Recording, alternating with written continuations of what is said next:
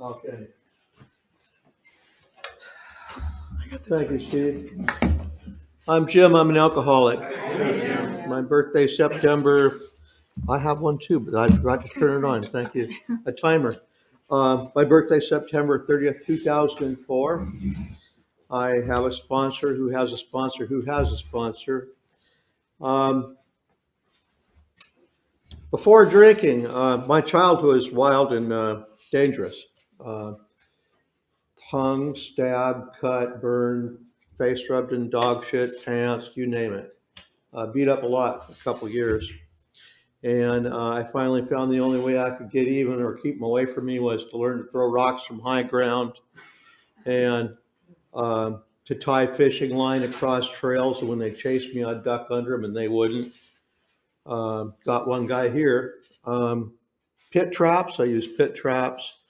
Finally fired a rifle over a guy's head, but I was 10 years old and the rifle was heavy. I'm lucky I didn't hit him. It was waving around.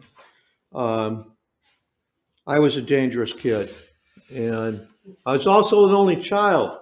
Um, my mom had a baby in June that died. She had a nervous breakdown and a hysterectomy, spent 2 months in the hospital on phenobarbital, and they adopted me in November. And she was scared to death that something would happen to me. So, of course, when I get in these conflicts, she'd run and argue with the neighbors. My dad said, fight harder, on and on. So when I discovered alcohol at 12 years old and I got really drunk, these kids in the neighborhood thought I was really fun to be with. They're all older than me, and it was, let's get Jimmy. Jimmy's fun to hang out with.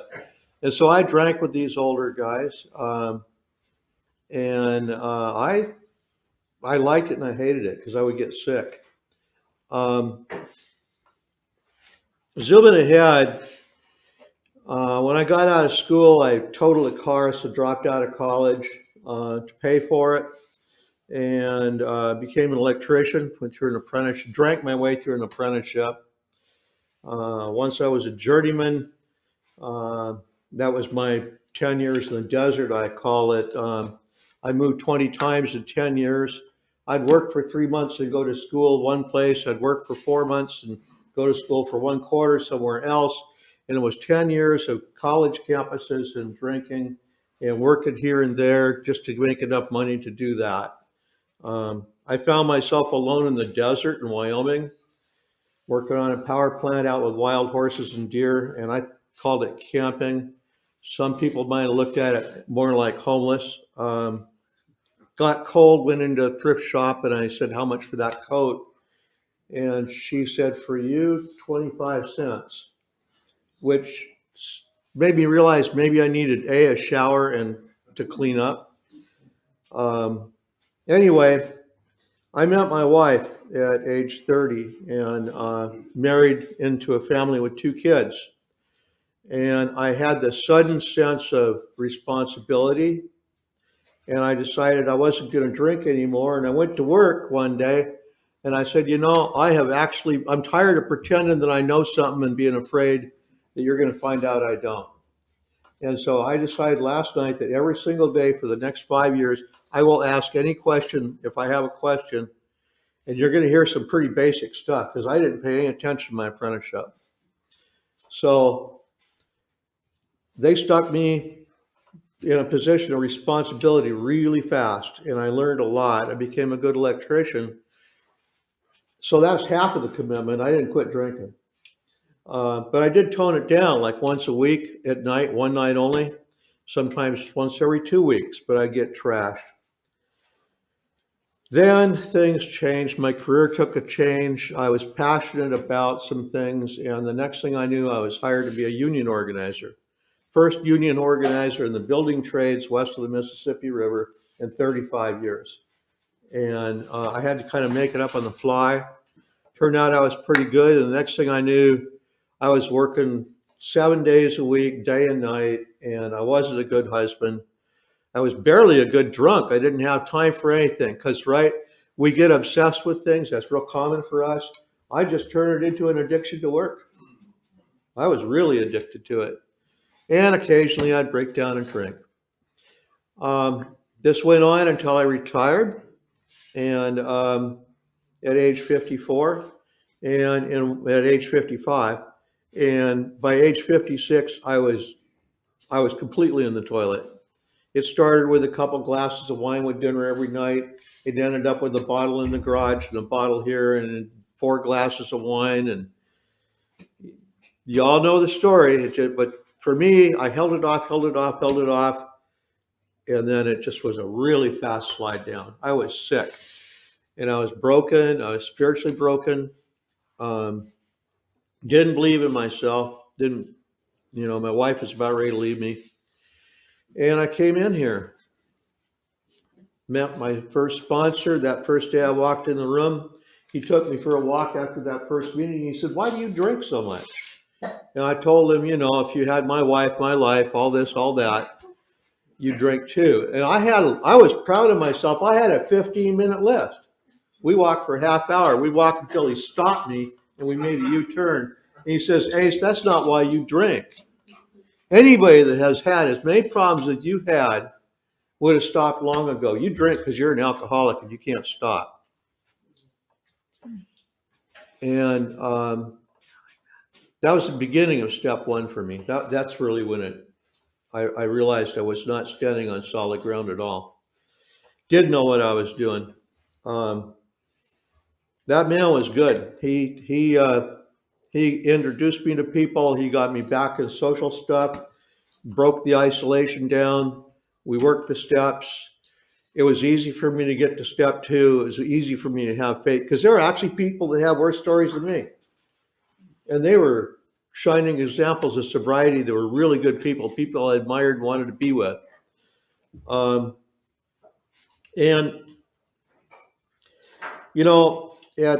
at some point, it was 3 years sober. My mom was really declining. My father had already died. I couldn't make amends to him because he was dead. And I really was having trouble with my mom because, she was so boundaryless. She was a molester. She was awful in some ways. In other ways, she was good. She taught me about nature. She taught me to respect life, to not hurt anything. And I loved that part. And when she declined, I decided the only amends I could make to my father was to take care of her the way he would. And so I did for 5 years. And as her mind went away, for a little while, she thought I was her husband. There was a little ick factor there for me, just momentarily, reflex. And she slid backwards in time, and then she thought I was her father.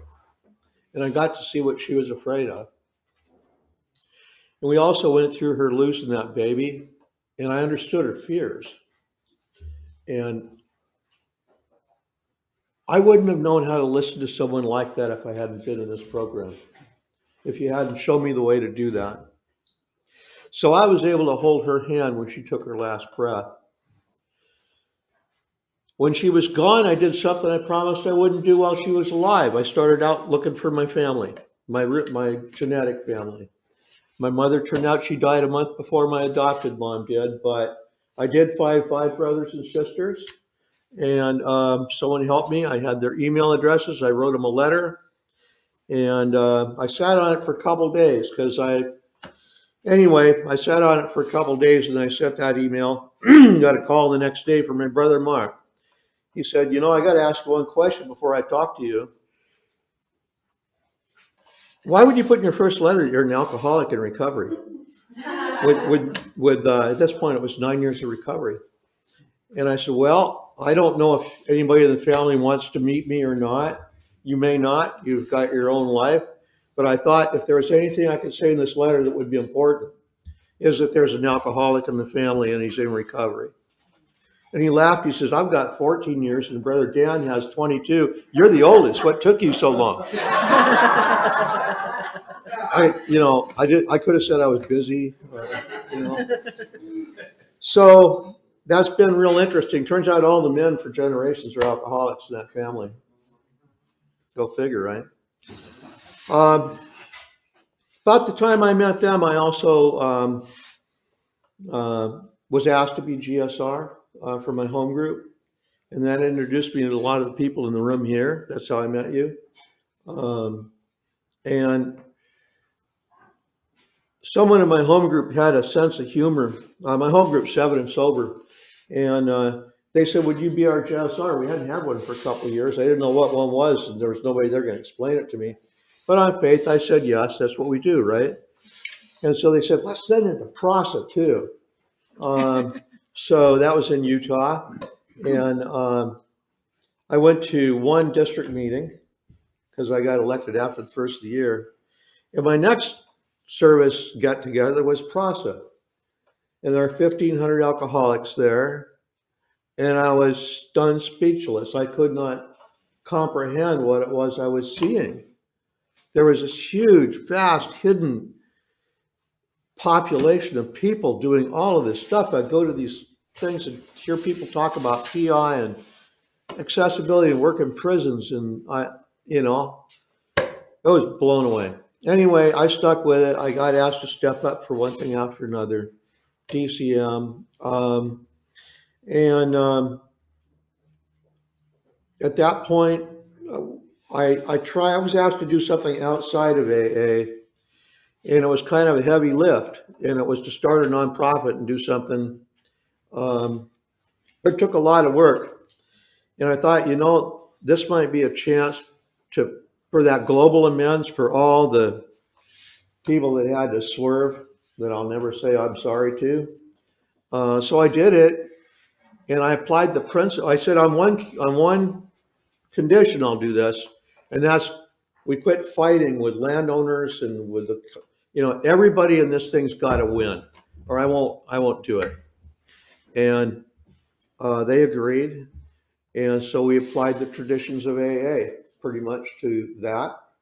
And 4.5 years later, Bothell got its largest park, 64 acres, and all landowners were happy. And the governor came and cut the ribbon, blew me away. It just got so big, and all I had to do was what we do in these rooms. I just had to chair the meeting basically and let people respect people. The stuff came out, it worked. Everybody stepped up. And I was used to sort of being a boss, a leader, right? Didn't have to do that. And I learned that in here. I guess I owe more than my life to AA. I think I owe the life and happiness of my family too. My stepson drank himself to death 2 years ago. And that was hard. He was troubled. He was homeless for 12 years. And he was crazy. And, he just decided I told him my story, blew him away. He didn't know I was an alcoholic. So I told him my story. He stayed sober for 5 years, but he was so disruptive, they asked him not to go to this meeting, which was close to his house. Told him to go to Fremont. That was almost as close. He would have met some good people there, but he didn't. And he made 5 years. He started drinking. He said, I can't imagine living another 10 years. So he didn't make it. But because of this program, I didn't drink over it. And because of this program, my wife and my other stepson and I got through it. And I've learned that it's okay to be sad. And it's odd, but in a spiritual sort of way, it's okay to be sad and to be joyful at the same time. Because I know I got something to give. And I know that I can, more than that for this guy, this alcoholic, I know that I can ask for help when I need it. So that's about what I got. Thank you.